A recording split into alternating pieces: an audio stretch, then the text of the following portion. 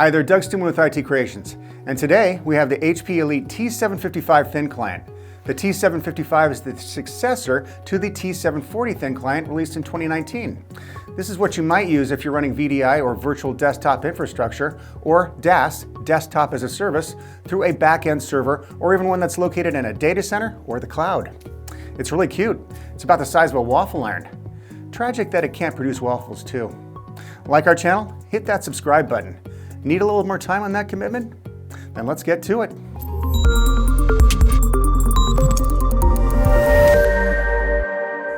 This little waffle maker, HP Elite T755 thin client, looks very similar to the tiny Z2 G9 Mini Workstation, at least in size. The way it works is significantly different. A thin client gets a large part of its compute and storage through a remote server. Well, maybe not remote. It could be in your back room.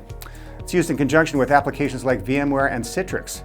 If you're using it for edge applications, maybe your edge server is in the next room over and you and your buddies each have a thin client like this instead of a standalone desktop PC or workstation. Each of you are using a portion of the compute, maybe even GPU, memory, and storage from that server, which is then accessed through our little Elite T755. These were also quite popular when everyone was working from home. That Z2 Mini I just mentioned, video here, is self-contained and does not rely on a centralized or even remote server for its processing or storage needs, as they are embedded in the unit. The next question is, why would you want a thin client instead of a dedicated PC or workstation? I'll give you 3 reasons. Significant cost advantages, easy maintenance, and enhanced security by centralizing the data in a secure server room instead of in a more easily accessible PC. Oh, and energy efficiency. That makes 4 reasons, but you get the bonus plan with that last point. There is a zero client too, but that one relies a lot more on the compute, memory, and storage provided by the centralized server, whereas our thin client has a limited or thin complement of resources to draw on for local tasks. It's ideal for those that need more powerful resources and the ability to run multiple monitors. Are you interested in a little waffle maker? Or maybe an HP Elite T755 thin client? Perhaps what I just said so far makes you realize you need a little more power for your users. Either way, check out itcreations.com. We can get you this, and we have a bunch more options for PCs and professional workstations. Click that link right there to see what you may be missing. itcreations.com. On the front of the system, the power on button, 2 USB-A 3.2 Gen 1 ports offering 5 gigabit per second data transfer rates, a USB Type-C port at 10 gigabits per second, audio out headphone jack, and activity LED. On the back, a lot more ports, especially if you get the optional Radeon RX 6300 GPU offering 2 gigabytes of VRAM. That optional GPU would go in that cutout on the left for a PCI card. It could also be used to install other options like a NIC with more ports for faster data transfer rates, which could be quite handy if you want to reduce lag from a slow network connection. The reason we have this Elite T755 thin client was for testing the installation of a NIC specifically from Intel with 2 RJ45 ports. Happy to say, HP graciously provided this little unit to test if the card would actually fit, as we couldn't get a comprehensive answer.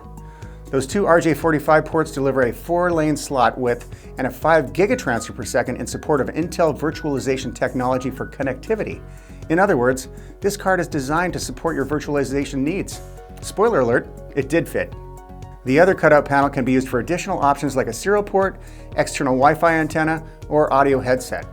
Right next to the smaller cutout in the middle are 2 USB-A 3.2 Gen 1 ports, again offering a 5 gigabit per second data transfer rate, and then 2 more USB-A 2.0 ports with high-speed USB at about 480 megabits per second. Not quite as high speed as the other 2. Oh, and one more thing, the system was available for purchase in January of 2024. So yes, a new and improved version probably on the way. This is May, maybe even June of 2025. Now, the other ports on the back of the system. There is a latch on the far left, and we'll get to that. Beside that, a security cable slot, a power connector, an RJ45 port for basic network communications with a 1 gigabit per second data transfer rate. Next, 4 DisplayPort 1.4 connectors for attaching up to 4 monitors via the Radeon GPU graphics accelerator integrated with the CPU. Powering this unit is a 90-watt external power adapter.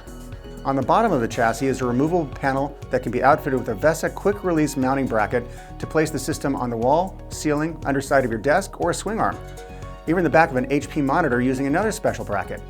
Our unit also came with a small stand for mounting on the bottom of the unit or on the side. It looks like it's smiling at me. In a nutshell, you have options as this is meant to be very unobtrusive. That small lever is to remove the back panel, which in turn allows us to remove the top panel with a small internal button right in the middle at the top to expose the guts. An accelerated processing unit, or APU, includes a CPU for computing along with a GPU for graphics processing on the same chip. In this case, there is an AMD Ryzen V2546 processor under a small blower heatsink featuring 6 physical cores and 12 virtual threads.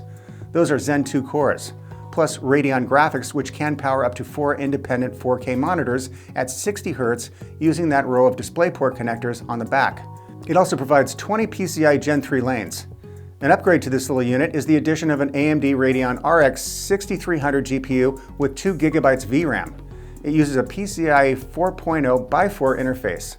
I have seen a thread on Reddit questioning the need for its existence, given an NPU can provide the necessary graphics processing to enable a few monitors. In this case, that RX 6300 would provide 2 more display ports for enabling up to 6 monitors total using 1 HDMI 2.1 port and a display port. There are a bunch of specific SKUs available even for this tiny unit. This specific configuration is the HP Elite T755 Thin Client 9S4T 6UT #ABA. That's with one B, as I'm not talking about that Swedish pop group. MSRP is listed at about $950. It has 8 GB of DDR4 SO-DIMM memory with 2 4GB modules running at up to 3200 MHz. It can be outfitted with up to 32 GB of memory with 2 16GB SO-DIMMs. The operating system is Windows 10 IoT Enterprise. Yes, regular Windows 10 support is ending this year in 2025, but the IoT version will be supported until January of 2032, and that's with 10 years of service and support. Anyways, no optional GPU in this system. That lone PCI slot features a PCI x 16 slot length with x 8 length. Of the 2 M.2 slots, one supports up to 256 GB NVMe and the other up to 512 GB. That first one will also support 32 GB or 64 GB eMMC modules. eMMC stands for Embedded Multimedia Card and is typically found on mobile computing devices, tablets, smartphones, maybe your Kindle. It features NAND flash memory, but a little slower than SSDs. Ours has a 220/30 form factor, 64 GB eMMC module for local storage. It also comes with a wired keyboard and wired mouse. Total weight about 3 pounds, which I will say is probably less than my waffle maker. And there you have it, the HP Elite T755 Thin Client. Not to be confused with a Zero client like the HP TZ655 Trusted Zero client. This definitely has some processing power, memory, and storage locally for performing minor functions, but it is still designed to access the resources of a more powerful back-end server that might have high-performance CPUs, GPUs, plus more storage and memory. If you like our channel, subscribe, maybe a thumbs up. If you are looking for more information on this system, then I placed a few links in the description below, or you can use that one right there. itcreations.com. Until next time, I'm Doug Stewart with IT Creations, and thanks for watching.